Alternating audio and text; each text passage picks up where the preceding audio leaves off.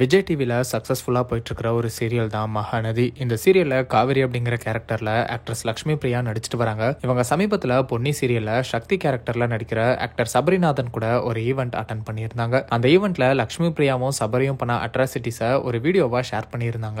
அந்த வீடியோவில் வழக்கம் போல இவங்க ஃபேன்ஸ் பலருமே கமெண்ட் பண்ணிட்டு வராங்க. அப்படி வந்த கமெண்ட் இப்போ பேசு பொருளாக மாறி இருக்கு. ஃபேன் ஒருத்தங்க இந்த வீடியோவில் அழகு பிள்ளைங்க, இந்த நட்பு என்றும் தொடரட்டும்னு சொல்லியிருக்காங்க.